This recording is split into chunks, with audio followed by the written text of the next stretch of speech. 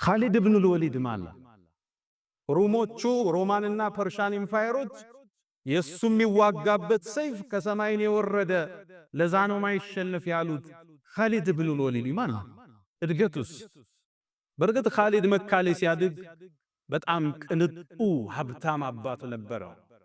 መካ ውስጥ አረቦቹ ላይ በሱ ልክ የሱን ያህል አባት ሀብታም አልነበረ። ነገር ግን ሀብቱ እንዲበላሽ አላደረገው። አባቱ ጀግና አድርጎ አሳደገ። አባቱ ቢሰልም ኑሮ የቁረይሽ ማህበረሰብ ይሰልማል የተባለለት ወሊድ ኢብኑ አልሙጊራ የተከበረ ሰው ነበር።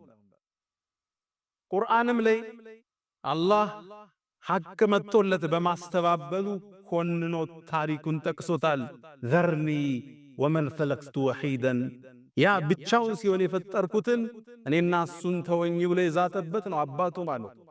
እነ ኻሊድ ከጎኑ የማይጠፉ የተከበሩ የሀብታም ልጆች፣ ብራንድ ለባሾች፣ ሽቷቸው ከሩቅ የሚጣራ የተከበሩ ሰዎች ነበሩ። አላህም ቁርአን ላይ እነሱን ጠቅሷቸዋል። ወበኒነ ሹሁዳ አብረውትም ልጆቹ የሚቆሙትን ሰው ብሎ ጠቅሷል። ቁረይሾቹ እስልምናን ለመቀበል አንዱ መስፈርት ያቀረቡት ቁርአን ሙሐመድ ጋር ከሚወርድ አለይሂ ሰላቱ ወሰላም ለምን ወይ ጣኢፍ ላይ ባለው ዑርወት ኢብኑ መስዑድን ተቀፊ አሊያም በወሊድ ኢብኑ አልሙጊራ ላይ ለምን ቁርአን አልወረደም ማለት ለውላ ኑዚለ ሃዛል ቁርአን ዐላ ረጁሊን ሚነል ቀርየተይን ዐዚማ ከተከበሩ ከሁለቱ ባንዱ ለምን ያልወረደ የተባለለት አንዱ ግለሰብ ወሊድ ኢብኑ አልሙጊራ የኻሊድ አባት ነበር። እስልምናን ለመቀበል አሻፈረኛ። ነቢዩም ዓለይሂ ሰላቱ ወሰላም ወደ መዲና ተሰደዱ። ከዓመታት በኋላ የበድር ጦርነት ላይ ወሊድ የሱ አባት የኻሊድ በድር ላይ ተገደለ ከነጥመቱ። ኻሊድም አባቱ በመገደሉ እስልምናን ቶሎ መቀበል ወደ ኋላ ዳዳ፣ ፍቃደኛ አይደለም። የኡሁድ ጦርነት መጣ። አቡ ሱፊያን ነበር መሪ ጀነራሉ። ኻሊድ 300 ወይም 700 ፈረሰኛ ይዞ ከኋላ ቁሞ ነበር ጀበል ሩማት የሚባለው ቦታ ላይ። ያኔም ጦርነቱ ሙስሊሙ እያሸነፈ ያለ ተራራውን ለቀው ሲወርዱ ኻሊድ ኢብኑ አልወሊድ ፈረሰኞችን ከጀርባ ይዞ ሄደና የጦርነቱን መልክ ቀየረው። በዚህ ጦርነት ሐምዛ የነብዩ አጎት ተገደለ። 70 ሰሃቦች ሸሂድ ሆኑ። የነብዩ ዓለይሂ ሰላቱ ወሰላም ጥርስም ተሰበረ፣ ራሳቸው ተፈነከተ። ከባድ ወቅት ነበር። ይሄን የጦርነት ቅመም የቀየረው የኻሊድ የጦርነት አመራር ነበር። ለዛ ነው አቡ ሱፊያን ከጦርነት በኋላ አልየውመ የውሙከ ያ ኻሊድ፣ ዛሬ ቀኑ ያንተ ነው ያለው። አስገራሚ የጦር ጀነራል። ወደ እስልምና ይመጣ ዘንድ ነብዩ ጠበቁት።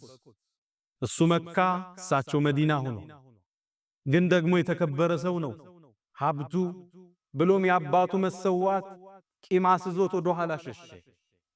ነቢዩ ዓለይሂ ሰላቱ ወሰላም 8ኛው ሂጅራ በተሰደዱ በ8ኛው ዓመት ስልሕ ሁደይቢያ 7ኛው ላይ ተደረገ። 8ኛው ላይ ዑምራ ሊያረጉ መካ መጡ። ለ3 ቀን መካን ገብተው ሊወጡ ነው የተፈራረሙት። ሕጉ እሱ ነበር። መካም ሲገቡ እነ ኻሊድና ቁረይሽ ወደ ተራራ ወጣው የሙስሊሙን ዑምራ ክስተት ይመለከቱ ነበር። ከዛም ኻሊድ ምን ይላል?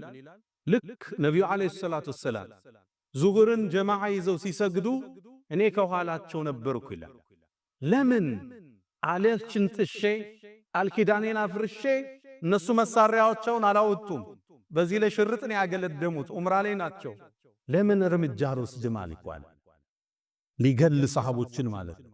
ከዛም ዙሁር ይጨርሱና አሱር እገላቸዋለሁ አልኳል። ጦሩን ለአሱር አደራጀ። ሕጉን ጥሶ ስምምነቱን አፍርሶ ክደትን ወስኖ አሱር ላይ ነቢዩ ዓለይሂ ሰላቱ ወሰላም አላህ ጠቆማቸውና አሰጋገዳቸውን ቀየሩ። ሶላቱል ኸውፍ የሚባል የጦርነት አሰጋገድ አለ።